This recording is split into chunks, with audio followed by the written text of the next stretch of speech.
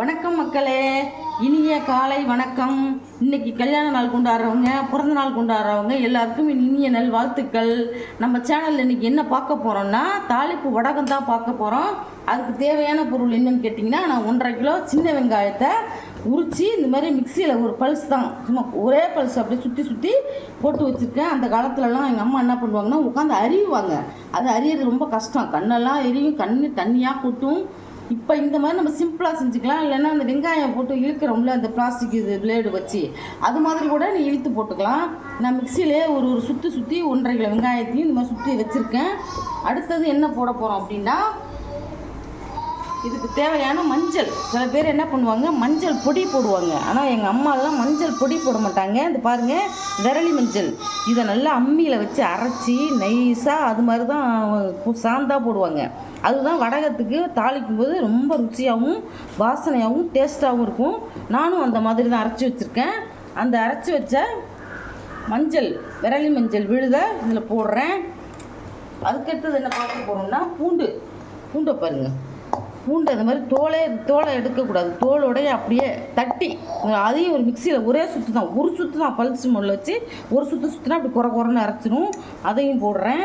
நான் 1.5 கிலோ வெங்காயத்துக்கு 100 விரலி மஞ்சள், 1/4 கிலோ பூண்டு போடுறேன். அதுக்கு அடுத்தது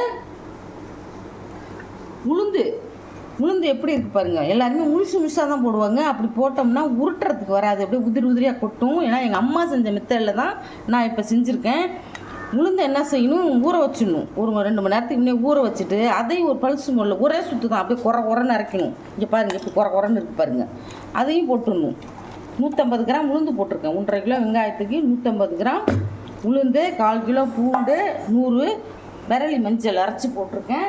அதுக்கப்புறம் என்ன செய்யலாம், ஒரு 2 புடி கருவேப்பிலையை போட்டுருங்க. கருவேப்பிலையை கொஞ்சம் சின்னது பெருசுமாக கட் பண்ணி போட்டுருங்க. அதுக்கப்புறம் என்ன பார்க்க போகிறோம்னா, இது அது அதுக்கு வடகத்துக்கு போடுற 1.5 கிலோ வெங்காயத்துக்கு 100 சோம்பு, 100 வெந்தயம், 50 சீரகம் மட்டும் 50 தான் போடணும். இல்லைன்னா என்ன ஆகுன்னு கேட்டிங்கன்னா, எல்லாம் தாளித்தோம்னா ஒரே சீரக வாசனை தான் வரும். இதையும் என்ன செய்யணும், முழுசாக போடக்கூடாது, சும்மா ஒரு சுற்று ஒன்றும் அதிகமாக உடச்சி இதையும் போட்டு வரணும். போட்டு அடுத்து என்ன பார்க்க போகிறோம்னா, வடகத்துக்கு தேவையான உப்பு. ரொம்பவும் போடாதீங்க, கரிச்சு போயிடும். திட்டமாக போட்டுக்கோங்க. உப்பையும் போட்டு, உப்பு ஏன் போடுறோம் அப்படின்னாக்கா, இந்த வெங்காயம்லாம் இன்னும் நல்லா மசிஞ்சு நல்லா ஊறும். அதுக்கப்புறம் கெட்டு போகாது. ஏன்னா அது வருஷத்துக்கு வைக்கிறோம்ல, அதனால கெட்டு போகாமல் இருக்கும். அதுக்கு தான் நல்லா பிசையணும். இது அப்படியே நல்லா கை போட்டு எல்லாத்தையும் நல்லா கலந்து விட்டு பிசையணும். பாருங்கள், பிசையும் போதே எவ்வளோ இதுவாக இருக்குது பாருங்கள். நல்லா வாசனை கம்மன்னு இருக்கும். எங்கள் ஊர் சைடெலாம் எங்கள் அம்மா அப்படி தான் செய்வாங்க. எல்லாத்தையும் அம்மியிலே அப்படியே வச்சு உடச்சி போடுவாங்க. எல்லாத்தையும் இந்த இஞ்சி, இந்த பூண்டு அப்படியே வச்சு தட்டுவாங்க அம்மியில். இந்த சோம்பு சீரகத்தெல்லாம் சும்மா அப்படியே குறைன்னு 2 இழுப்பு இழுப்பாங்க அம்மியில், பெரிய அம்மியில் வச்சு. நான் அதெல்லாம் பார்த்துருக்கேன். எங்கள் அம்மா தான் எல்லாத்தையும் என்னை எடுத்து கொடுக்க சொல்லுவாங்க. அதனால தான் எங்கள் அம்மா செஞ்ச மெத்தடில் தான் செய்கிறேன். இது எங்கள் ஊர் சைடு எல்லாமே இப்படி தான் செய்வாங்க. இதெல்லாம் அரியெல்லாம் முடியாது. இப்போல்லாம் நம்ம அந்த காலத்தில் வயசானவங்களாம் வீட்டில் இருந்தாங்க, 4 பேர் உட்காந்து அறிவாங்க. இப்போ நம்ம குட்டீஸ் எல்லாம் வீட்டில் இருக்கிறதுனால நம்மளால் எதுவும் செய்ய முடிய மாட்டேங்குது. அவங்க தூங்கும் போதே நம்ம செஞ்சுக்கிட்டா தான் உண்டு. இந்த பாருங்கள், இப்போ நல்லா எல்லாத்தையும் போட்டு கலந்துட்டோம் பாருங்கள். இப்போ எப்படி இருக்கு பாருங்கள்.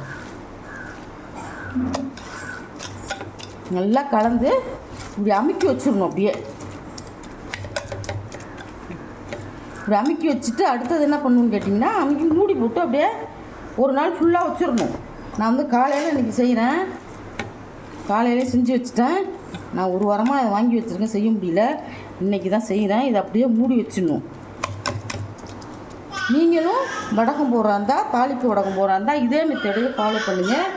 ஈஸியாக இருக்கும். இதை அப்படியே மூடி வச்சுருவோம். இன்றைக்கி ஃபுல்லாக இருக்கட்டும். அடுத்து 100 கிராம் கடுகையும் போட்டு நல்லா கலரணும்.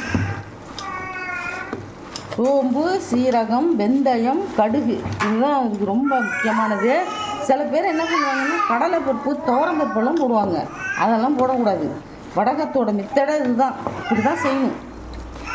இதை போட்டு நல்லா கலந்துடணும். கலந்தோம்னா நல்லா மூடி வச்சிடணும். அப்படியே மூடி வச்சிட்டோம்னா என்ன செய்யும், அந்த சோம்பு, சீரகம், கடுகு, வெந்தயம் இதெல்லாம் அப்படியே ஊறிடும். நல்லா நல்லா ஊறி வீடே மணக்கும். அப்படியே கமகமன்னு வாசனை, வடகம் வாசனை அடிக்கும். இப்போ இப்படியே மூடி வச்சிடலாம். இப்போ வடகத்துக்கு தேவையான பொருளெல்லாம் போட்டு கலந்து மூடி வச்சிட்டோம். இன்றைக்கி வெள்ளிக்கிழமை. இன்றைக்கி இந்த வடகத்தோட மசாலாலாம் போட்டு எல்லாம் கலந்து வச்சுட்டேன். அடுத்து நாளைக்கு பார்க்கலாம். வணக்கம் மக்களே. இன்றைக்கி 2வது நாள் சனிக்கிழமை. நம்ம ஊற வச்ச வடகம் எப்படி இருக்குன்னு பாருங்கள். இதை எடுத்து என்ன செய்யணும்னு கேட்டிங்கன்னா, இந்த மாதிரி தாம்பாளத்தில் எடுத்து அப்படியே உதுத்து வச்சிடணும். உதுத்து அப்படியே ஒரு கலன்னு உதுத்து போட்டு கட்டி இல்லாமல் அப்படியே உதுத்து கொண்டு அப்படியே எவ்வளோ இருக்கோ அந்த மாதிரி எல்லா தாம்பாளத்துலேயும் போடணும். பேப்பர்லேயோ வேறு எதுலேயுமே போடக்கூடாது. போட்டிங்கன்னா அந்த எசன்ஸ்லாம் இழுத்துரும்.